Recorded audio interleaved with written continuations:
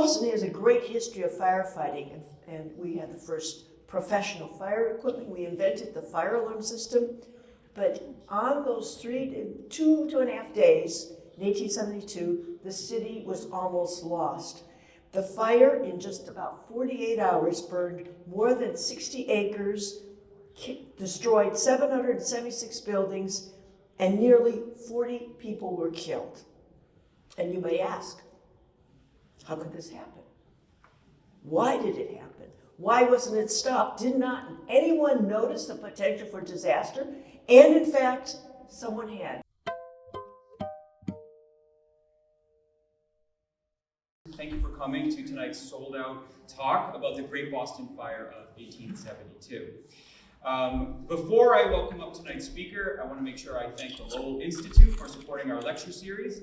I want to make sure I thank you for coming out on a cool evening to hear an amazing historical lecture in an amazing historical building. I would love to bring up our speaker tonight. Stephanie Schorow is a writer, prolific writer, especially on Boston history. I encourage any number of her books on the subject. She wrote the book, The Great Boston Fire, which will be on sale after the talk. And she is a teacher, an educator, an historian, and I'm just really excited to have you, Stephanie, here, standing, looking at our NSCAD fire engine as you give this talk.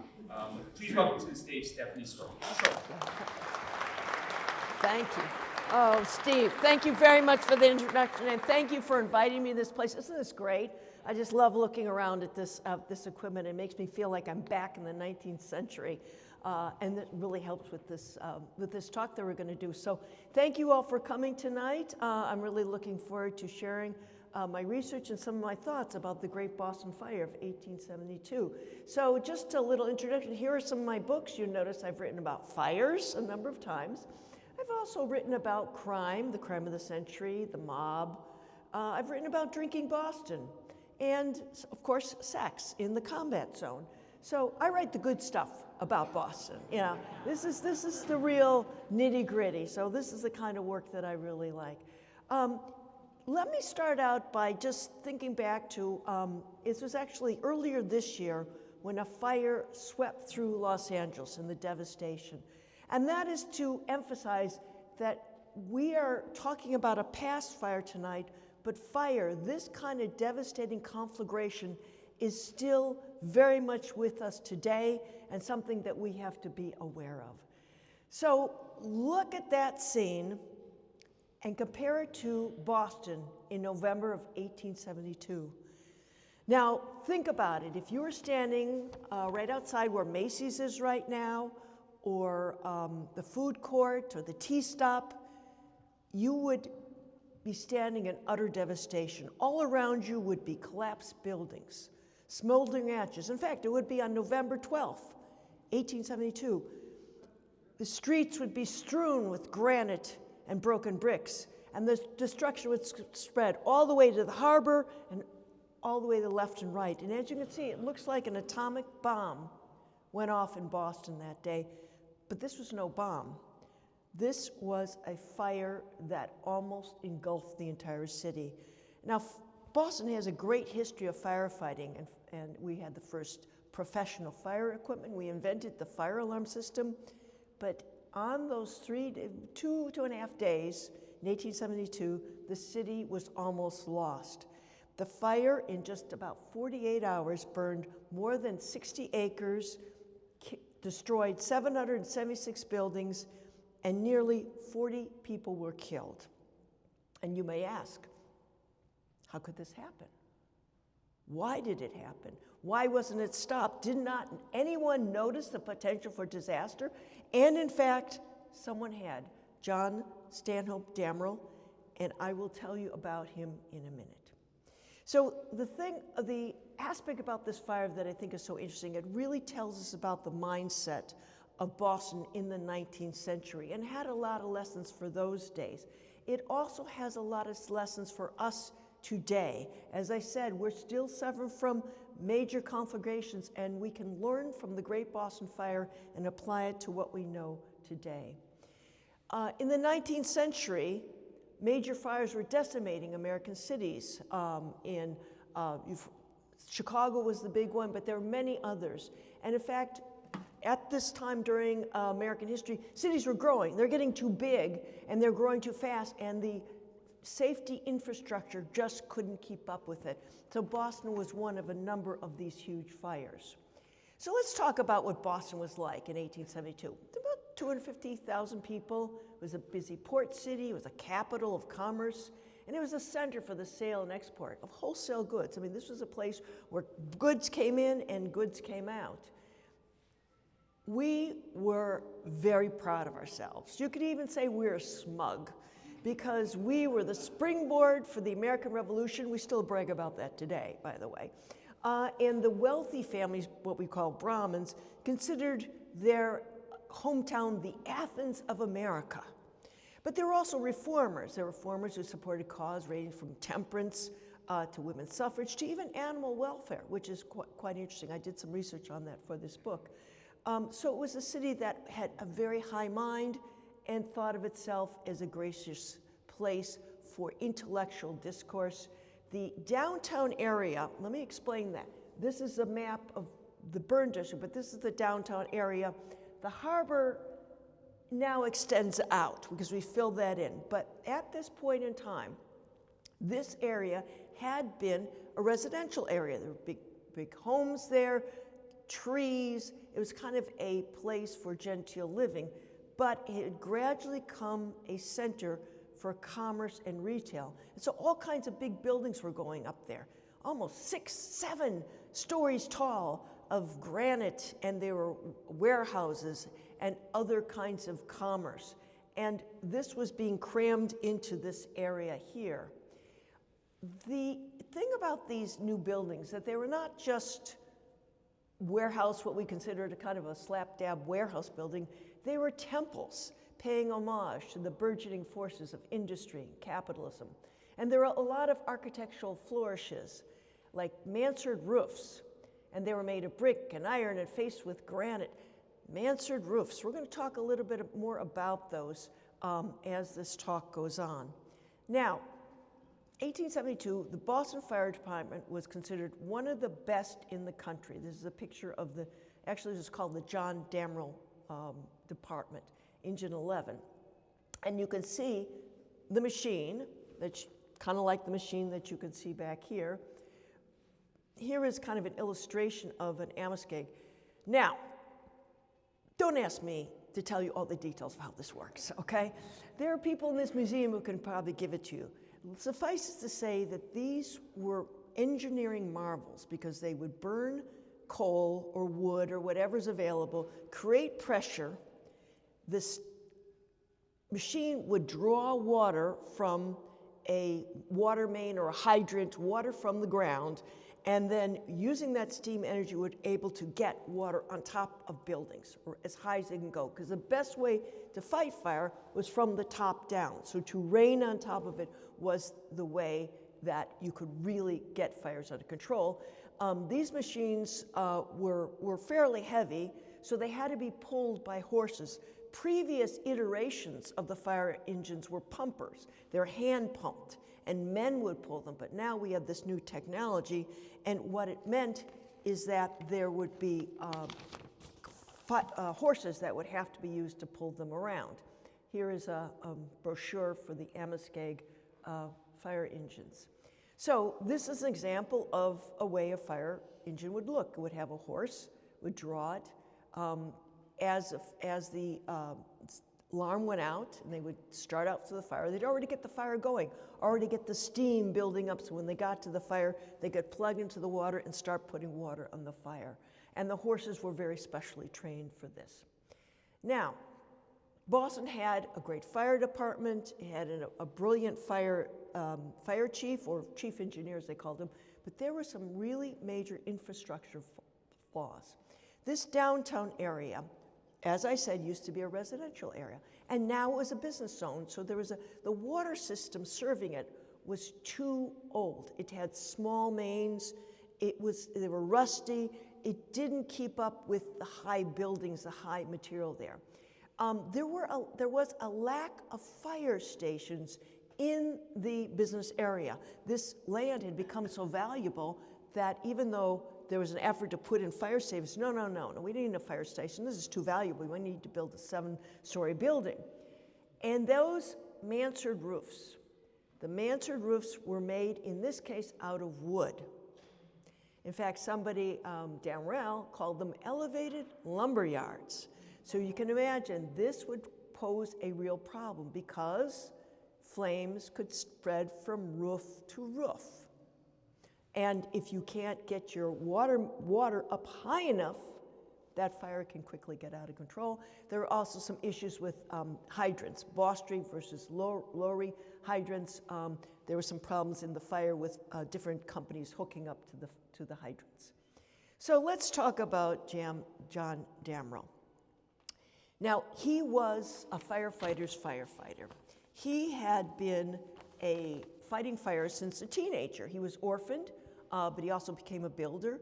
But he was very much involved with the firefighting service. And in 1866, at age 38, he was elected. They were electing those. The fire chief was actually, like I said, called chief engineer, but essentially was the fire chief. So because he had studied fire carpentry, he knew how buildings were built. So he's in a great position to protect the city because he knew what problems might be with buildings because he built them and how to fight fires and protect against them. Now, in the 1870s, after just 2 years as a chief, he was getting really worried. Boston's just growing too fast, he said. Our buildings are becoming too tall in the downtown. We don't have large enough pipes and mains to control that have enough water to control the fire. And those mansard roofs, I don't know, if a fire breaks out, fire would spread from roof to roof. And we also need more fire stations in the downtown. We need better hydrants. And we need a fireboat. Very important to have a fireboat that could be out in the harbor, use water from the sea, and throw it on fires. So, like every other person in government, Damrell went to the city council and outlined his concerns. He said, we need this, this, and this. It's very important. And the council probably listened to him politely and then said he was exaggerating, that the city was already well protected. And in fact, later on, he would say that when he brought up the concerns, he was told, don't try to magnify the wants of your department or of your office too much. Basically, he discovered, as I say here, that city officials believed he was hired just to do the job, not to make decisions. And so his requests fell on deaf ears. This brings up a very interesting point about the mindset of Boston at that time. Boston citizens were extremely proud of their fire department. They bragged about it.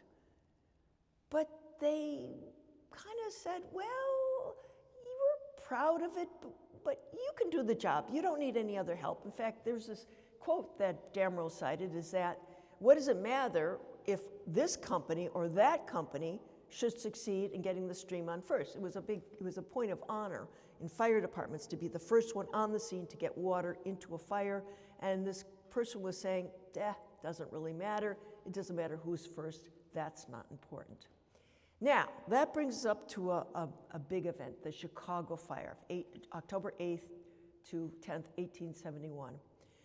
And you've heard about that fire. Everyone's heard about that fire, right? Mrs. O'Leary's kicked the cow and hot time in the old town to hot night. And the Chicago soccer team is called the Fire, I believe. I mean, they really are proud of that fire. God knows why, but they are proud of it. So this fire was massive. It was greater than the Great Boston Fire in terms of land. It destroyed more than 3.3 square miles of the Windy City. It killed about 300 people. We're not actually certain how many people were killed, but we're estimating it was 250 to 300 people killed. And it raged out of control for 2 days. Now, Damrell and the Boston firefighters raised money to go to the firefighters of Chicago.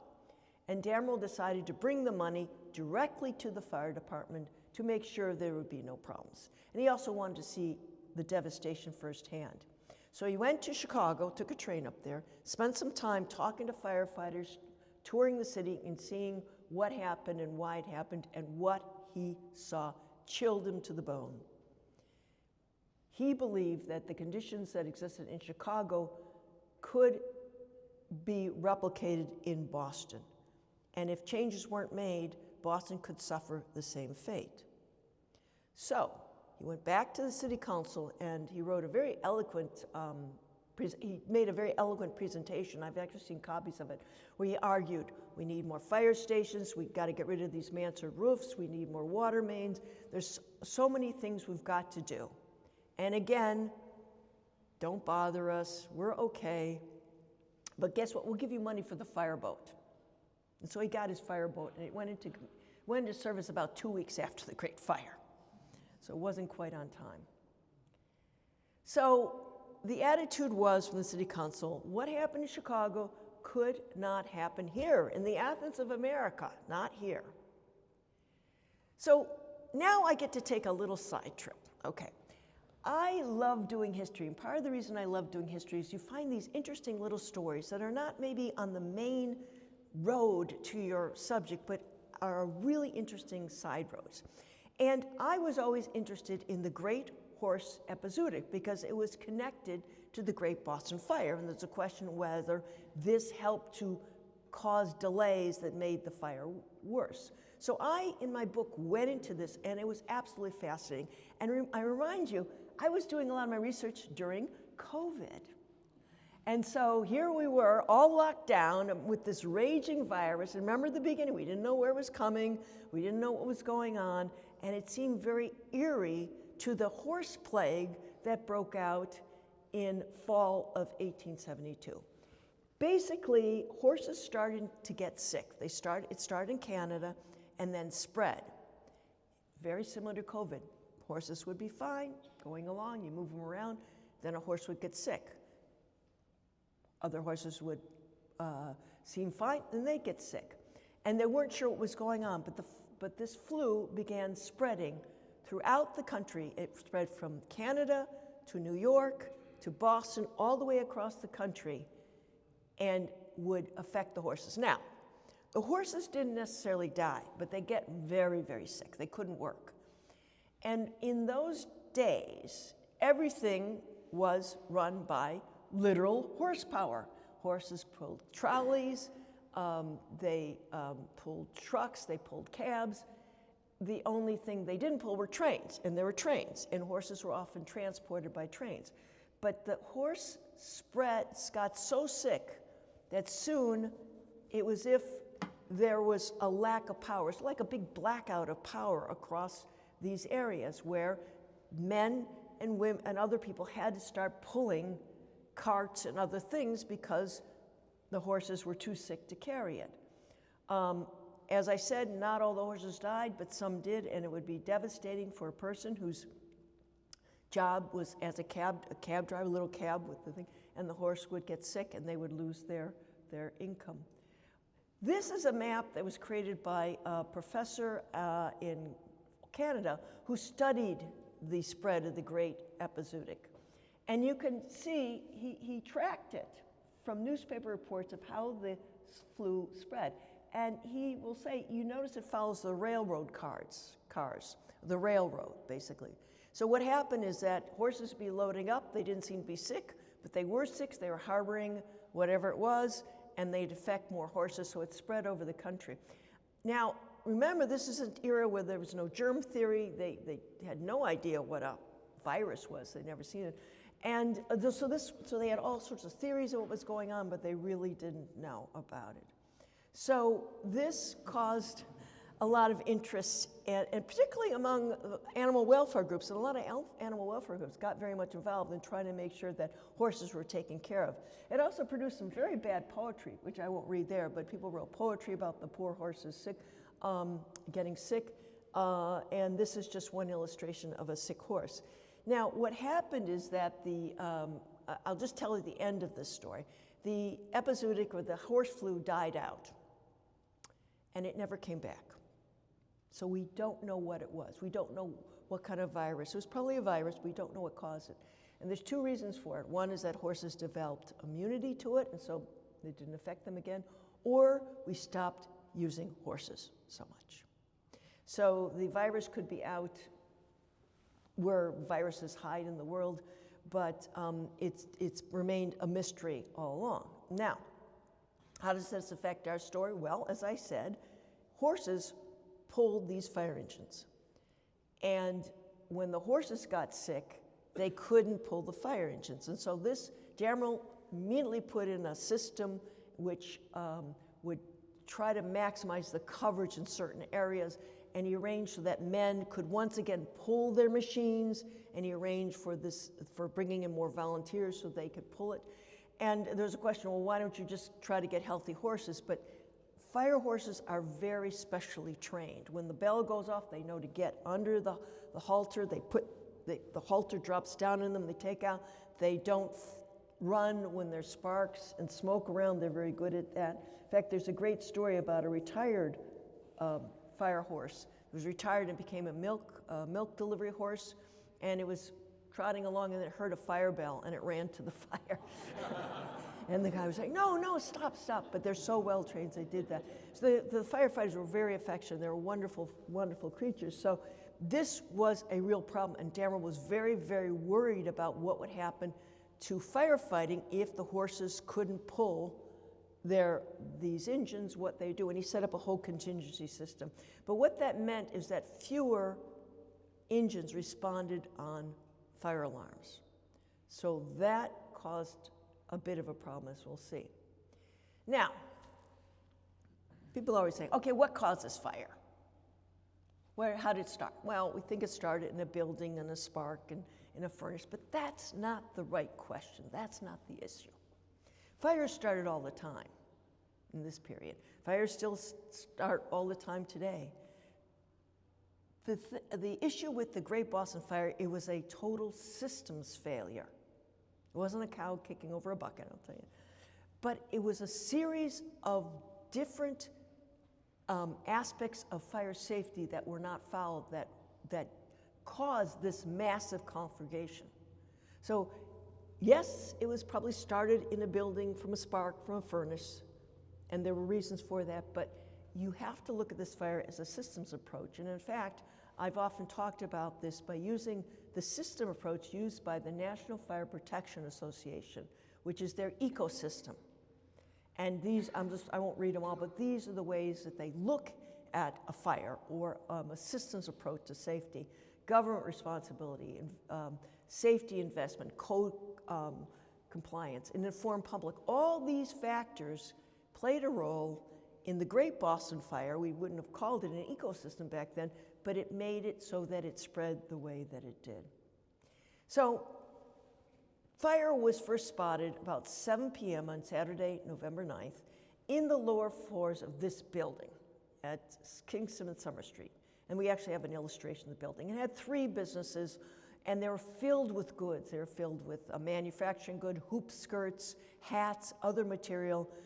This was in November. They were getting ready for Christmas. So this place and many of the other buildings in the area were packed to the gills with their goods, which turned out to be very combustible. We don't know if the fire was sparked by a furnace. That was never determined, but we do know it started in this building, and actually, and there was a delay in sending the alarm, and this is what happened.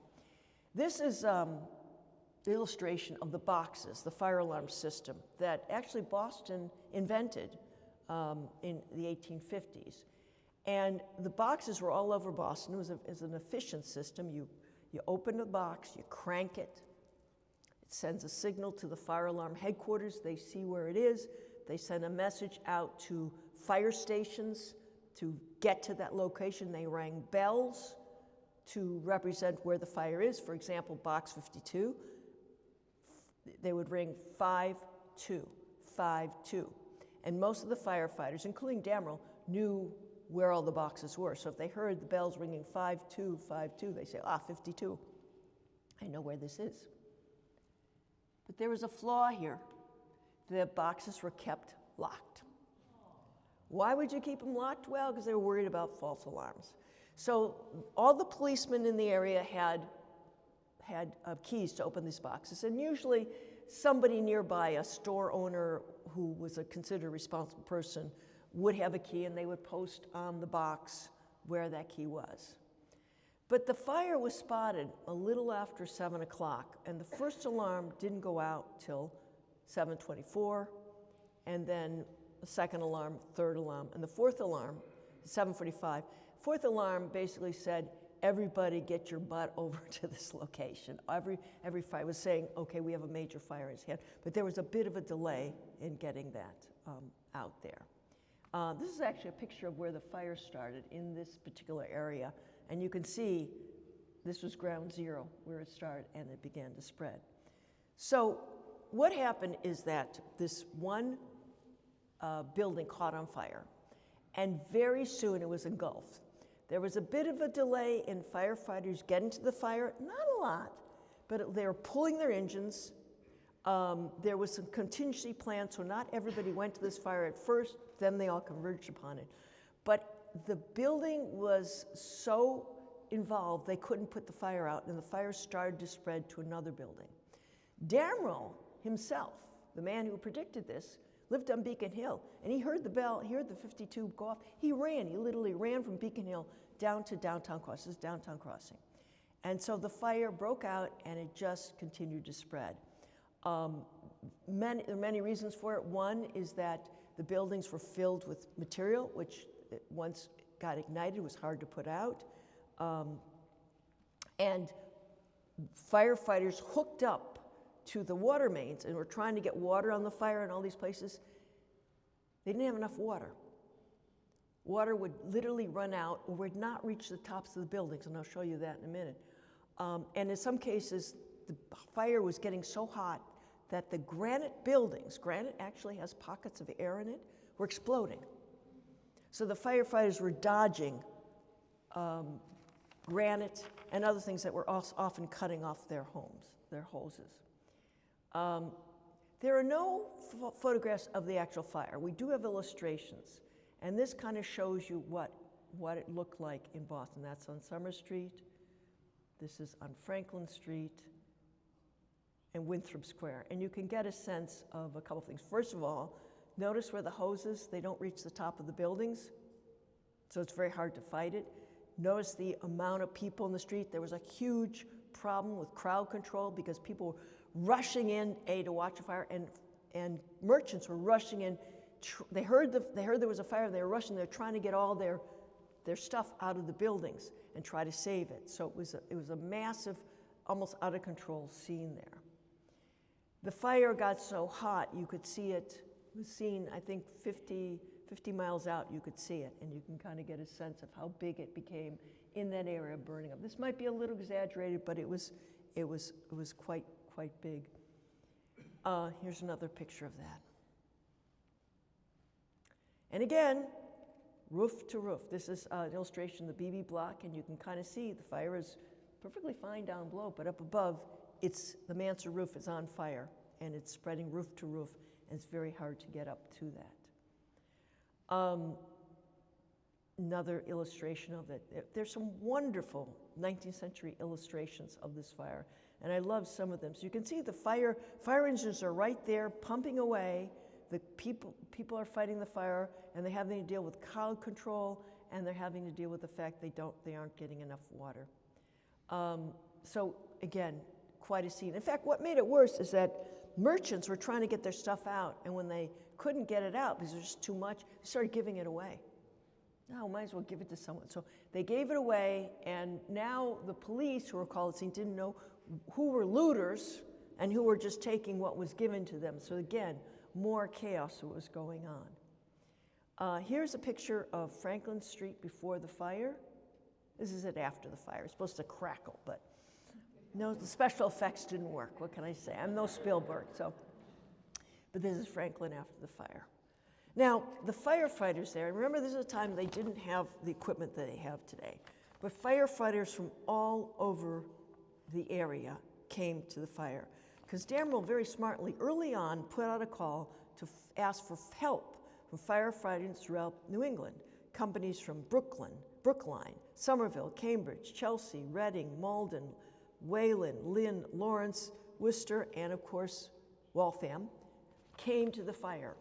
By Sunday morning, companies from Connecticut, New Hampshire, Rhode Island, and Maine were coming. And they came by train. Basically, they'd load up their engines on a train. The train would come into Boston, and they'd unload it and go right into the fire.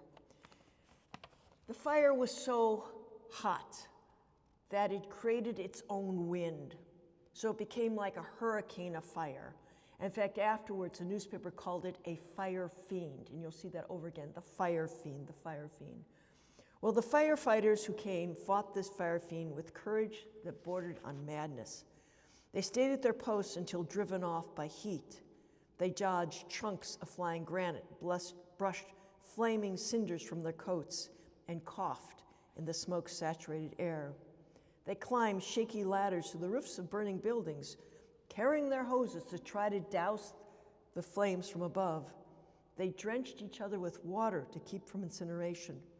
They worked through Saturday night into Sunday without food or a break. More than 100 companies, representing 1,700 men, heeded the call to come to Boston. Observers would say they never saw more bravery or skill among these men, and 9 firefighters lost their lives. Now, citizens did try to help out, and some did better than others. Some took orders from firefighters and did their job. But there was a real pressure on Damerel and on the firefighters to do something. And the city council called Damerel away from the fire. And Damerel was right there fighting with these men, but he was called away from this fire to say, what's going on? And why aren't you blowing up buildings to create fire breaks so that the fire won't spread? This was a technique of firefighting where they used gunpowder, where they blow up a building, create the fire break, and supposedly the fire wouldn't spread. And Damerel kept fighting. I said, I don't want to do this, I don't want to do this. And finally he gave in to pressure, and he gave permission to some citizens to use gunpowder to blow up buildings. And there were a number of them, including the postmaster, General Burt, who was really big on blowing things up. So they went out and blew things up. But here's the thing about blowing up buildings. First of all, the fire often jumped right over it. And the second infrastructure problem, again, we're talking about systems problem, is that buildings at the time had gas lights. But the system was such that you couldn't turn off the gas mains block by block. It was only controlled by central locations. So you blow up the building, and the gas would continue to flow out until it sparked, and boom, now the fire was spread anymore. So finally, Damerel just said, okay, no more fire, gunpowder, stop. And he just said on pain of arrest. And there are a lot of, in my book, I talk about a lot of funny, almost surreal incidents where some people were wanting to blow up buildings and firefighters saying, no, you don't. And it was quite the issue. And it became an issue in the investigation of the fire afterwards. Now remember I talked about the informed public and how some people didn't seem to care that, well, what does it matter if one fire company comes here, one fire company comes there? Well, apparently Patrick Donahoe, he was a publisher of the Boston's Catholic newspaper. And he apparently asked for a fire hydrant to be removed outside the pilot's new headquarters. And during the Great Fire, he watched the building burn down. So I'm remembering that there was an incident, I think, with John Kerry, who had a hydrant moved out of his place in Beacon Hill. So I'm like, yeah, you don't need it until you need it, and then you need it. So one of the things that I was able to gather in doing this fire, hadn't been done before, is that many famous Bostonians went out to see the fire. Now, fire at that time was kind of an event. You went to watch fires. It's a fascinating thing, and a lot of people would do that. But I found some really interesting people went out to watch the fire. And one of them was Louise May Alcott, who described this is a quote from her, and she went out and looked at the fire, and she actually eventually wrote a little short story about a dog that she saw in the fire. So I was able to track all that down. But she had this very vivid description of going out looking at the fire and getting ready. She was living on Beacon Hill, and they were getting ready to evacuate, but they didn't have to. Another person was William Lloyd Garrison. And this is another reason I like William Lloyd Garrison, is that he was a Spock. He loved to go see fires. He would go out, he dragged his son out. There's a description of him dragging his son out in the middle of the night to go see a fire, because he really liked seeing fires. And so he had this description. He was out there that night, and he was watching the destruction and watching the fire, and then he looked at the destruction afterwards. And another interesting was Alexander Graham Bell. And he wrote to his parents to say he was out helping with the fire. And he went out, and it was an amazing experience, and I wrote this full account of it. I submitted it to the Globe, and look for it. Buy me copies. The Globe, in their infinite wisdom, never published it. At least I can't find. I've tried and tried to find it. I don't think there's any copies of it, but I would be just wonderful to see how Alexander Graham Bell, who was known later for his work with the deaf and then with inventing the telephone, described the Great Boston Fire. And there are others. These are just a few of the people that are less well known who came out and looked at the fire. Now, the call for aid was a very significant move by Jamrell. He did that very early, so aid came in from all over New England. And here's a picture of some of the fire engines that were loaded on trains and then unloaded at the fire. And this was a very important factor in helping to actually finally end it, because these are fresh men, fresh equipment. Some of these fire engines were bigger than what happened in Boston. Boston had almost top-level fire engines, but some of these people brought in their top-level fire engines to help with the fire. And one of the stories that we have, now we don't know if this is actually true or not, but New Hampshire people swear it is, so we'll go. But the Kearsarge was a company. Kearsarge fire engine was, I believe it was an Amoskeag that was brought down to the fire, coming around, getting there about Sunday morning, unloaded, and there was a fierce battle to control the fire on Washington Street near the Old South Meeting House. This is a picture of that. And you could see there was an effort, there was flames all around. I mean, the fire was right next door and right behind it. And there was a real effort to save this historic building. And as you can see, they're trying to get water on it. But one observer heard the clock chime in the Old South and said, oh, that's the last time we're going to hear that. Now, the story is that the Kearsarge, the company from New Hampshire, arrived on scene and was instrumental in saving the Old South, because it was a strong machine, fresh men, it was able to get water up there, and that's the reason that the building was preserved, because of the action of the Kearsarge. There's some question whether that happened, but like I said, there's some eyewitness accounts, mostly from New Hampshire, about that it went on. So whether or not it's a great story. So the fire was finally brought under control after a concerted effort by all these firefighters. They created lines. I can see where I put the lines of defense. And they were able to mass their fire engines and get a lot of water and get it out of control. So it was really out by we started Saturday, Sunday, but then there was another fire that broke out a little bit later. So we always say it went into the 11th, so the 9th, 10th, and 11th, because after the main fire was out, the gas mains continued to flow, and another fire broke out. But it was finally brought under control.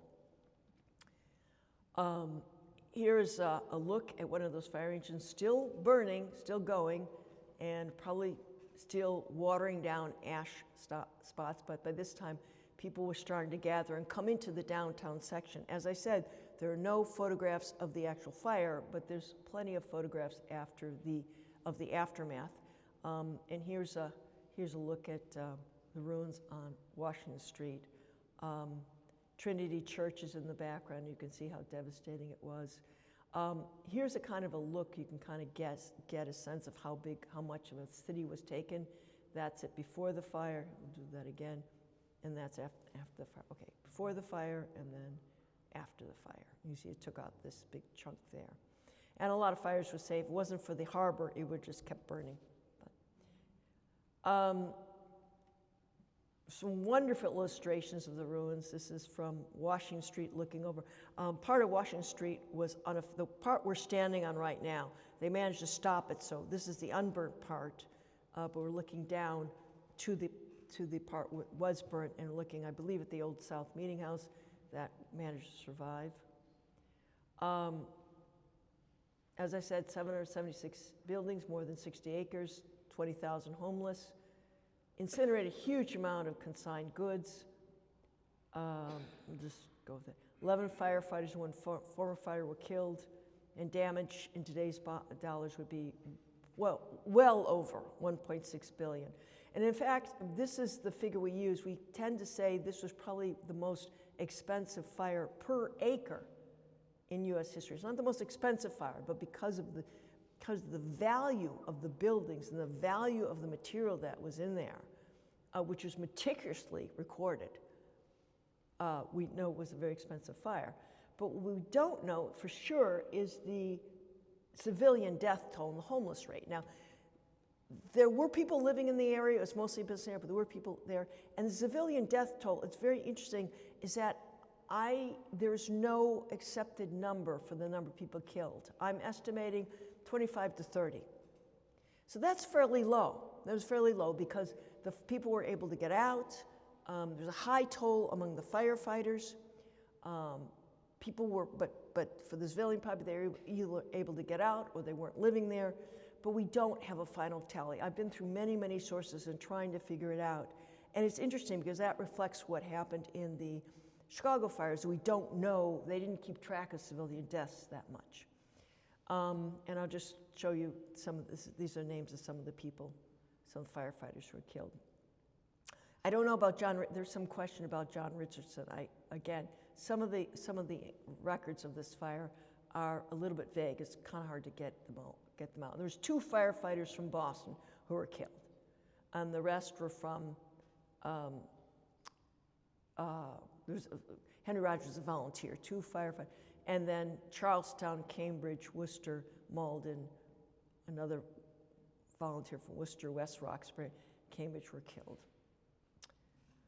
And this was news around the country, the entire company. So Nast, the famous cartoonist Thomas Nast, who invented the donkey and the elephant as a symbol of the Democratic and Republican Party, this is his work here, his illustration of what it was like that the Boston, this beacon for America, was devastated. And a lot of headlines were Second Chicago. That was how it was viewed. And now here's another interesting story and a little sidelight that I found interesting about this fire. So I told you there are no photographs of the fire because the photography was a stage where you needed more light and you needed to have more stability in terms of taking photos. But after the fire, it was a mad dash rush by photographers from all over New England to get pictures of the remains. And there are some amazing pictures they got. And you can see a lot of them at Digital Commonwealth. They're out there. But here's really spectacular views of the city, really evocative pictures of what happened. And a lot of it was just as a way to send to newspapers. Newspapers of the day could not print photos, but they could make illustrations from the photos. And here's an example of a photo that was sent, and this is the illustration that was created. So these were printed all over the country, not the actual photos, but the illustrations. Jay Black was an amazing photographer who did a lot of this. And he did a panorama of the city. He got up on a high spot, he took pictures, and he created a panorama. And this was it turned into an illustration. William Lloyd Garrison writes about how he was gifted with a copy of the original of the photograph, and he was delighted by it. He was just talking about how great it was. He had this picture of destruction of Boston. So like I said, he was a real spark. So that was it. But the photographers were after more than just recording what was going on. They were after money. Because at this time, stereoscope cards were really, really popular. It was like a parlor game. You got these viewing devices and you put the card in and you could take a good look and get a sense of a 3D image. So that this was going on. This was actually, people wrote about it, and then Oliver Wendell Holmes, the famous poet and not the jurist, but the poet of and Harvard person, he developed some adaptations of this.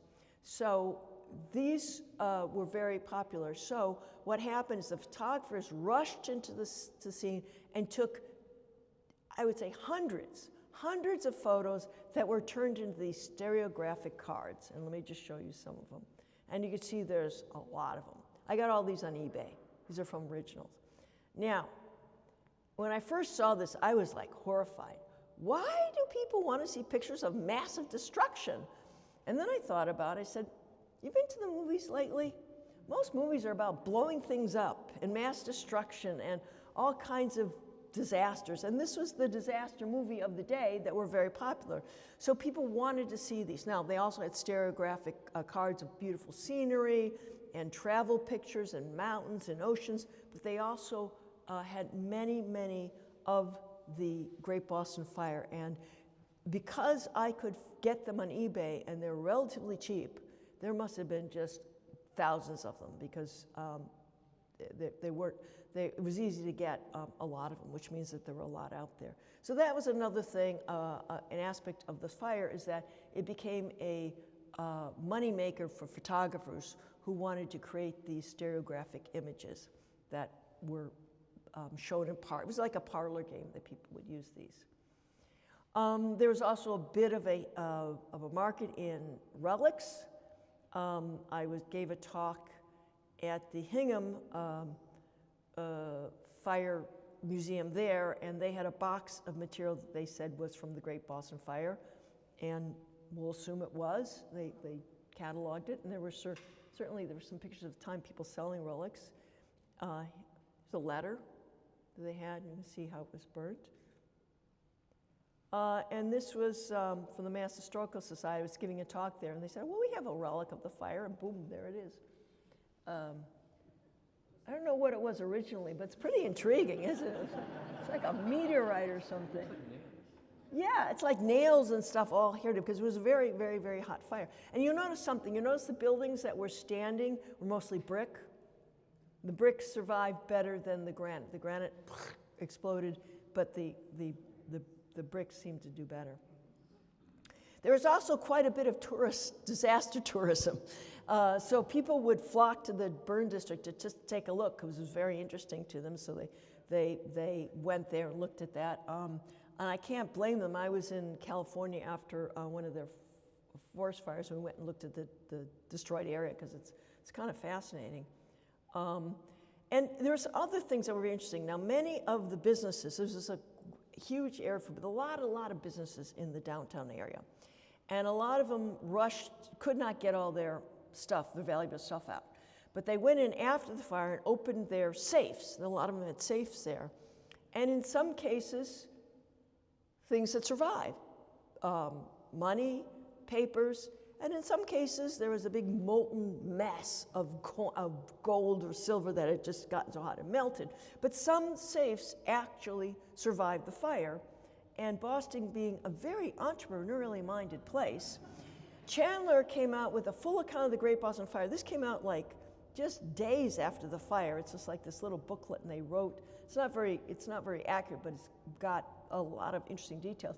And on the back of it, it has an advertisement for Morrison Ireland safes, and because our safes survived the Great Boston Fire, and there's testimony from people of talking about how the material in these safes survived. So there is no disaster that someone can't make a buck out of. So And a lot of the businesses that were burned out put up signs saying, here's where you can find us. Because it was very hard to find things, so they said, here's where we're going to go. And remember I told you about people giving away material? One shoe place said, well, if you have one shoe and you want the match, come on over, we'll try to match it for you. We'll do that for free. So that was one of their things. But people were actually cooking on the ash. Boston immediately tried to do what they could with this area. And just to jump ahead, a lot of the businesses were covered by insurance. In fact, a lot of insurance companies went broke covering these businesses. And the city was fairly quickly rebuilt. I would say 2-3 years it was rebuilt. You would think of all the devastation. But they basically got rid of all the material and rebuilt. They didn't really even change there was an effort to try to change the streets in the area, so it wasn't, I don't know if you drive in downtown, it's like this warren of things. They said, well, maybe we can straighten out the streets and do something with that. And the home property owner said, no, we want to keep it. So there was a pretty good effort to very quickly rebuild Boston. And today you won't see a trace of it, except some plaques, different places. But of course, this being Boston, who was responsible? We must find out who was responsible. So a commission was formed to investigate the fire. And they heard testimony. It was like over 3 or 4 weeks. Hundreds of witnesses came in. You can find the whole document online. It's a really amazing description of the fire.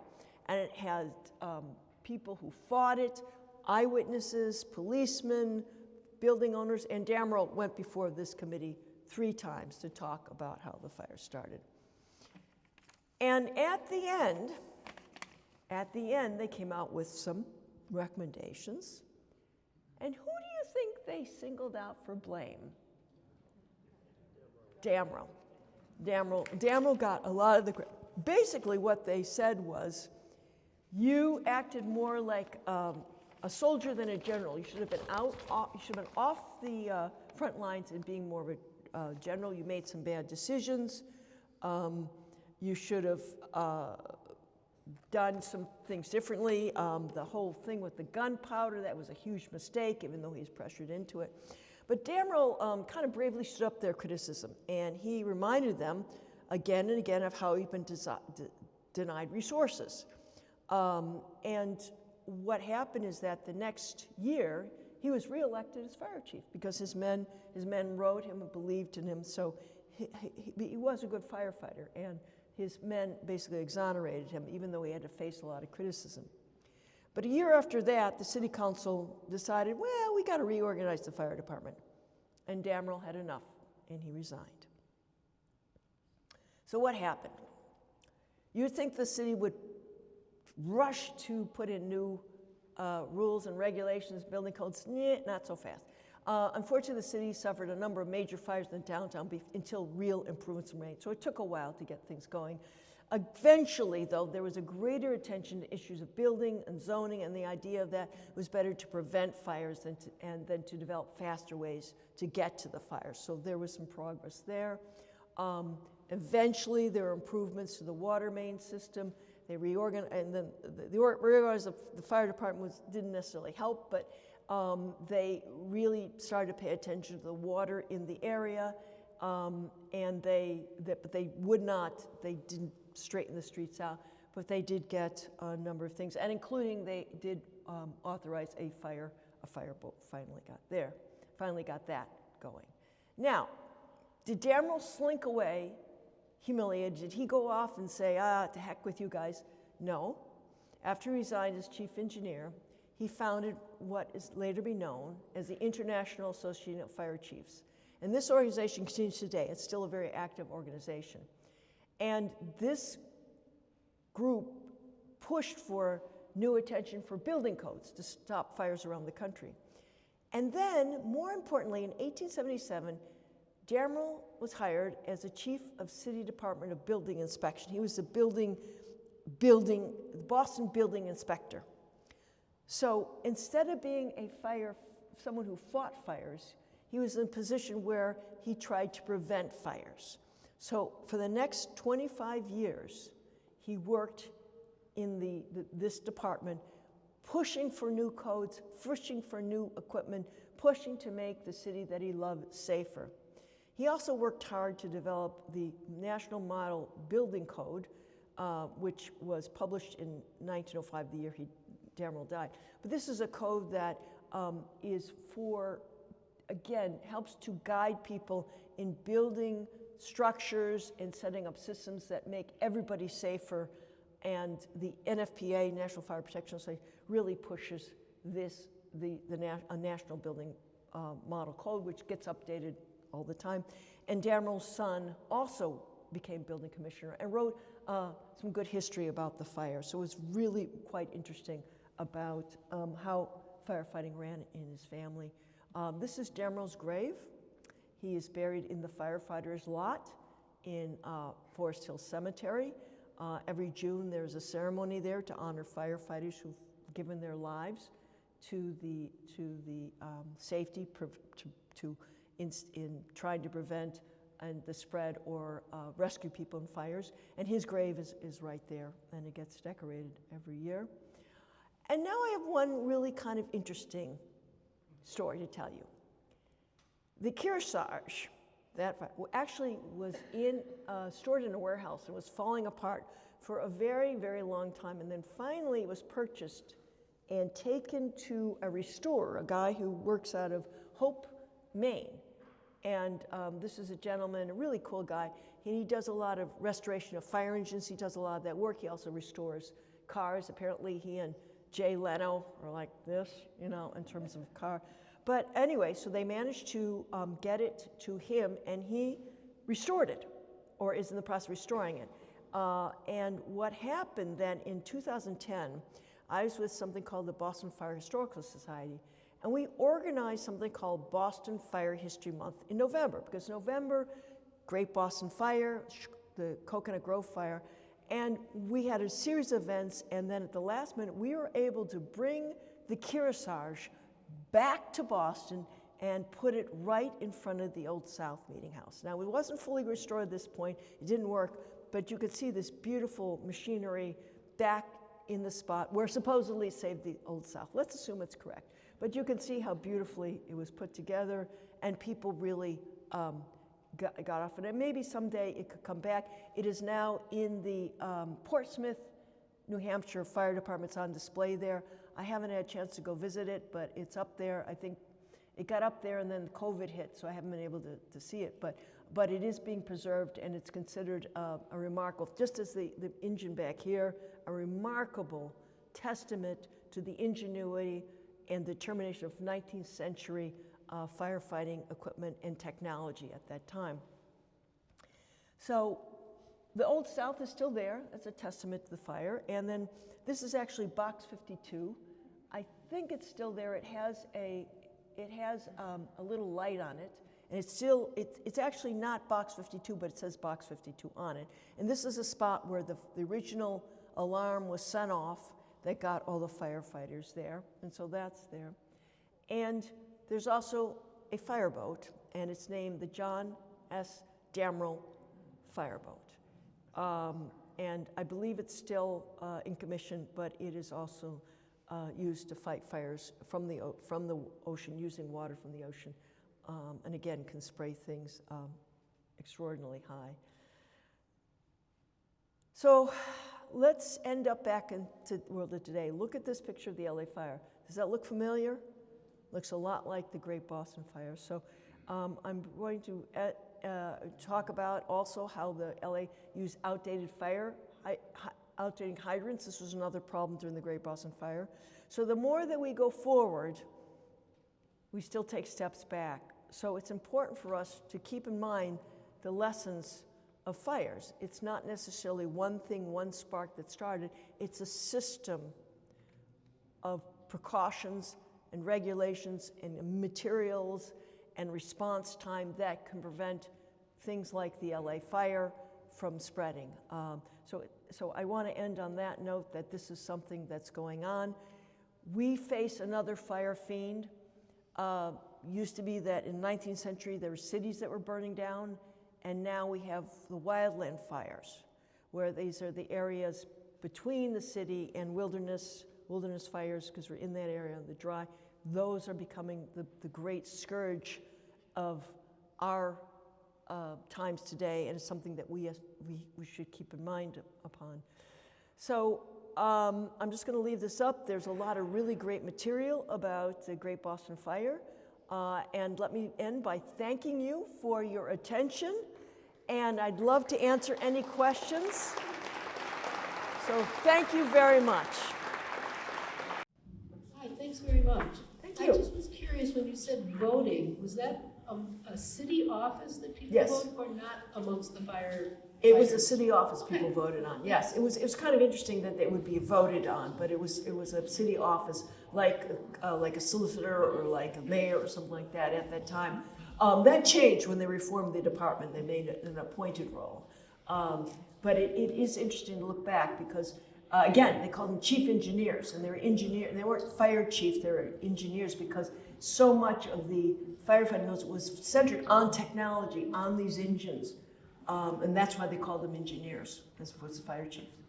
So, and there's another question over here. Well, as of 1872, how long had a municipal fire department been in operation? In Boston? In Boston. Oh, since before the colonial period. I mean, we had originally fire departments organized in. I'd have to look at the dates, but very soon after the founding of the city, we had an organized fire department. Now, a lot of it, they were organized, they were professionals, but they're also volunteer fire departments.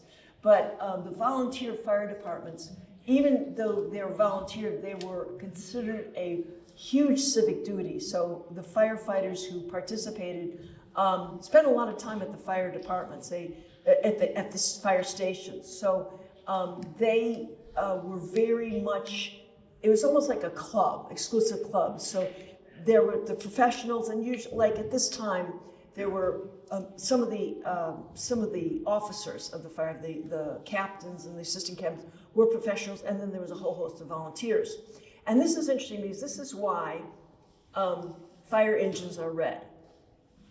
And I'll explain that these fire companies who organized were very proud of their machines. They spent a lot of time painting them and decorating them, and there's some amazingly decorated machines. And red was the most expensive paint at the time.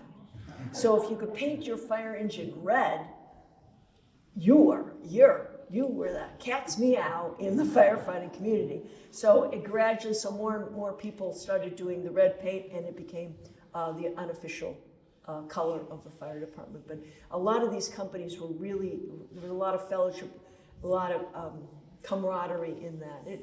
It could be kind of difficult at times when the firefighters would fight to be the first one to put them. Things would burn down. They're fighting over putting their plug into the fire hydrants, hence the term plug ugly. That came from that. But Boston, really from the very beginning, well, Boston had a lot of fires because of the construction of the city. So there was a lot of attention paid to firefighting from a very early stage. Okay. Hi. Let's see. So very interesting. Thank you.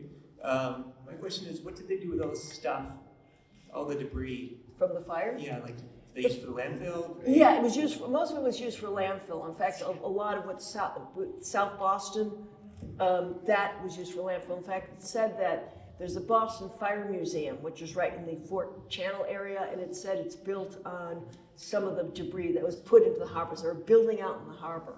So the wharfs that I show, those are long gone, and you now extend out 2 or 3 blocks from the harbor, and a lot of the material from this fire was used as fill. After the Great Fire, how long did it take Boston to rebuild and become the city it was before? Or better? It's hard to tell. I'm looking through newspapers. I mean, a year later, there was a lot of material, but I think in 2 years, 2 to 3 years, there was really no trace. They really rebuilt very quickly, very rapidly. So there was not the devastation. Some fires, it remains a devastation for a long time, but these people just cleaned it up and started building in. So as far as I can tell, I would estimate 2 to 3 years, the devastation was pretty much taken care of. There's probably still building, but there wasn't the ruins that you saw for a while. I don't know if you know any, you seem like you're nodding. Changed on how the buildings were done. Yes, Instead of having them built with sticks. there are a lot of rules about barriers between buildings and a lot of codes. In fact, I'm told you can tell the really old building in Boston because they don't have some of the things that came into effect after the 1872 fire. But there were a number of, the one that stands out to me that Paul Christian, the former Boston Fire chief, talked about was the kind of the barriers between buildings, so you wouldn't have the problem with fires spreading between buildings the way they did in 1872. And there are probably others a little more technical that I don't know right offhand, but a number of things. Thank you very much for coming. Thank you, Stephanie, for a wonderful talk.